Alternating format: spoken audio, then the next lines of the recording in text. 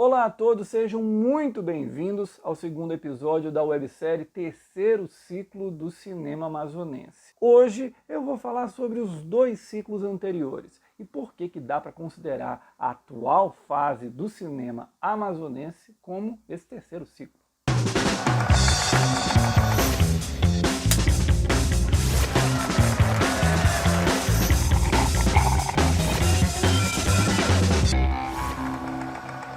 No livro A Tônica da Descontinuidade, Cinema e Política em Manaus na década de 60, o saudoso professor da Universidade Federal do Amazonas, Narciso Lobo, apontou que o cinema do Amazonas apresentou dois ciclos. O primeiro entre as décadas 10 e 30 do século XX com Silvino Santos, e o segundo nos anos 60 com a geração cineclubista. Primeiro vamos falar do Silvino Santos. Ele nasceu em 1886 em Cernache de Bom Jardim, em Portugal, e chegou aqui na Amazônia aos 14 anos de idade, fascinado pela ideia de conhecer o maior rio do mundo. Os primeiros passos do Silvino no audiovisual aconteceram em uma expedição para Iquitos, lá no Peru, ao lado do polêmico seringalista Júlio César Arana. Em 1916, ele fez o primeiro filme da carreira, Os Índios Witotos do Rio Putumayo.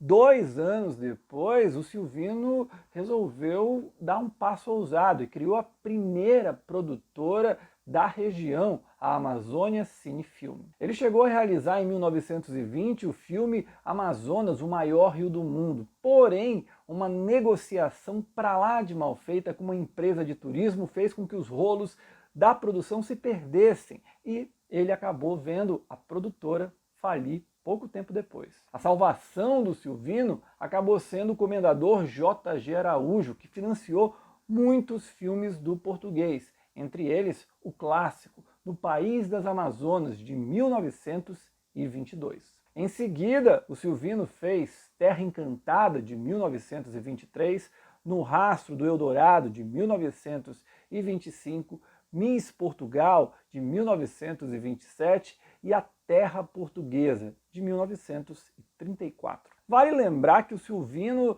ele acompanhou o auge do ciclo da borracha, que começou a perder força justamente ali nos anos 20. E quando chegou nos anos 30, o J.G. Araújo decidiu descontinuar o investimento em produções audiovisuais.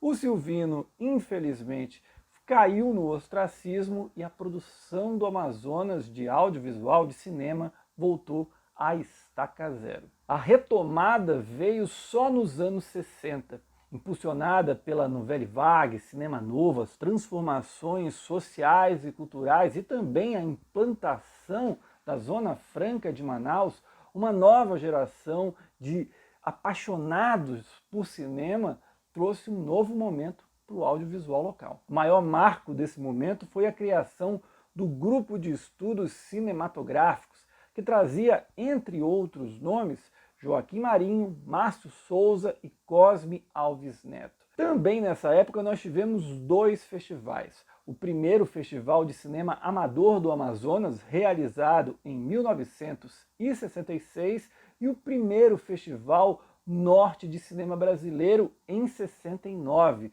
E foi justamente nesse segundo evento que houve uma homenagem histórica ao Silvino Santos, resgatando a obra dele do ostracismo. Por fim, também nessa época, a gente teve os primeiros passos da crítica de cinema aqui no Amazonas, impulsionada principalmente pela revista Cinéfilo, comandada pelo genial José Gaspar. A falta de uma política pública consistente e também a repressão da ditadura militar cada vez mais forte fez com que o período dos anos 70 aos 80 e também dos anos 90 apresentasse uma irregularidade muito grande do cinema amazonense. Nesse período, dá para destacar o longa A Selva, do Márcio Souza, Mater Dolorosa, do Roberto Evangelista e também Bocage, um hino ao amor, do Djalma Limonge Batista. Eis então que a partir do século XXI, o cinema do Amazonas entra em uma nova fase. Pode ser considerado como um ponto de partida desse novo ciclo a criação, em 2001, da Amazonas Film Commission. De lá para cá, uma nova geração de realizadores locais ganhou as telas do Brasil e do mundo.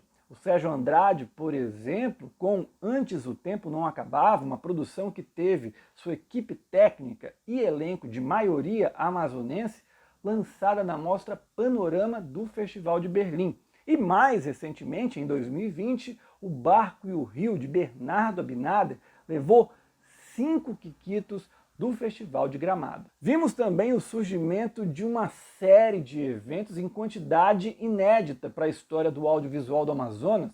Amazonas Film Festival, Olhar do Norte, Piraru Curta, Matapi, Festival 1 Amazonas, Curta 4, Cine Bodó, entre tantos outros. A política de regionalização do audiovisual brasileiro, com o DOC TV, as linhas das TVs públicas dentro do Prodave e também os arranjos regionais contribuíram demais para esse novo ciclo. A descontinuidade ainda bate na porta. O melhor exemplo disso foi o fim, após apenas 2 turmas, do curso técnico de audiovisual da Universidade do Estado do Amazonas. Mas as conquistas permanecem e precisam continuar. É isso, senhoras e senhores, os comentários estão abaixo. Fiquem à vontade para qualquer pergunta que eu respondo para vocês. No próximo episódio dessa websérie, eu trago os filmes e diretores que se destacaram neste período. Então, a gente se encontra. Até a próxima. Tchau.